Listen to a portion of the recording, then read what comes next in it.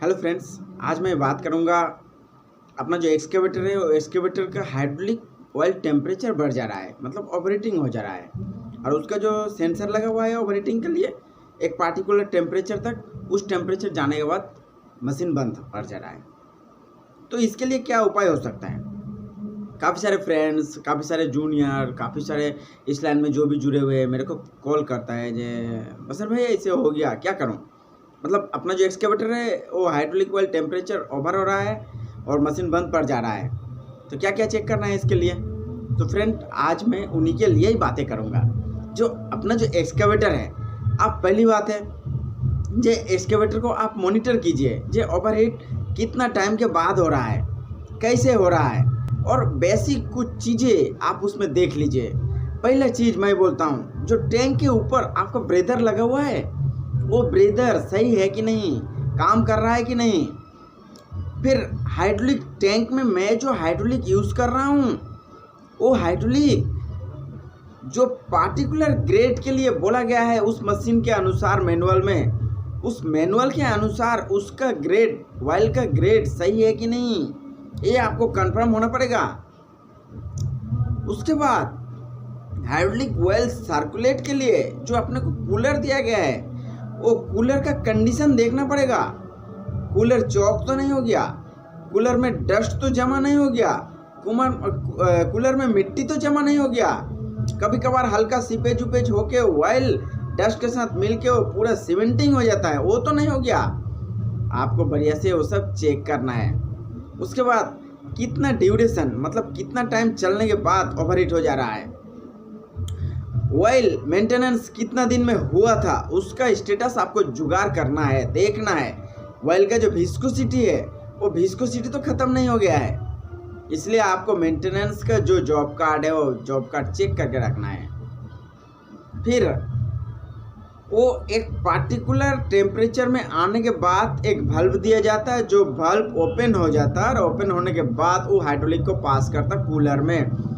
तो वो वाल्व को मैं संड वाल्व बोलते हो। संड वाल्व आपको देखना है उसका कंडीशन सही है कि नहीं, वो काम कर रहा है कि नहीं। अगर नहीं काम कर रहा है तो उसको खोलिए, खोल के क्लीन कीजिए, क्लीन करके उनका फंक्शन देखिए वो सही है कि नहीं। फिर वापस उसको फिट कीजिए मशीन पे। फिर संड वाल्व क्लीन करने के बाद, मशीन में फिट करने के बाद, फिर आप मशीन को ऑपरेशन में लीजिए और कंटिन्यू उसका लोडिंग देखिए।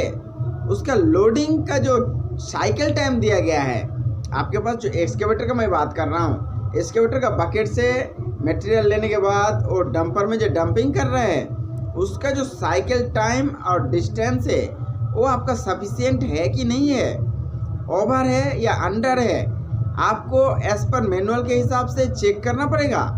और चेक करने के बाद आपको कंफर्म होना पड़ेगा जो अंडर है साइकिल टाइम या साइकिल टाइम ओवर है।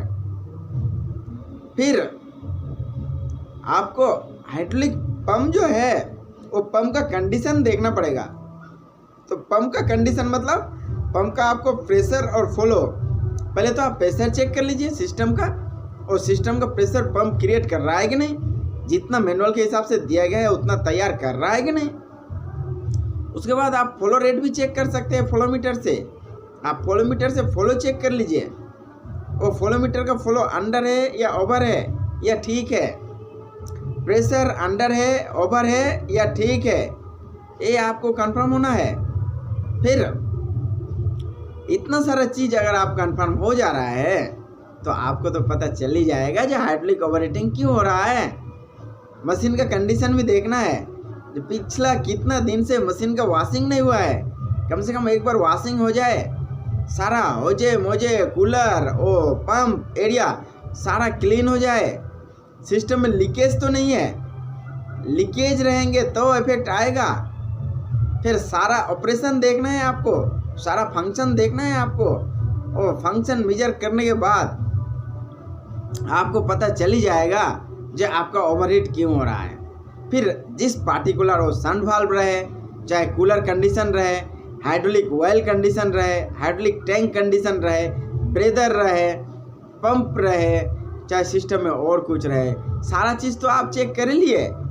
तो आप कंफर्म हो गए कि आपका ओवरहीट क्यों हो रहा है। फिर उस चीज़ को आप काम कर लीजिए, अगर ख़राब है तो चेंज कर लीजिए, अगर कूलर है आपका चौक है तो कूलर को सफाई कर लीजिए, टैंक का ऑयल अगर कंडीशन पुअर है तो टैंक का ऑयल को चेंज कर लीजिए, ब्रेदर काम नहीं कर रहा है तो ब्रेदर चेंज कर लीजिए, संड वाल्व का सिचुएशन देख लीजिए, पंप का आप फ्लो और प्रेशर से तो देख ही लिया क्या है नहीं है, आप उसको काम कर लीजिए। तो आपको अभी तक में पता चल गया है वजह क्यों ओवरहीटिंग हो रहा है। फिर आप डिसॉल्व कर दीजिए उस प्रॉब्लम को और मशीन का ओवरहीटिंग सॉल्व कर दीजिए। आपको इस वीडियो से अगर थोड़ा सा भी सपोर्ट मिले, थोड़ा सा भी मैकेनिकल लाइन में काम करके सपोर्ट मिले तो मेरा इस चैनल को जरूर सब्सक्राइब कर देना।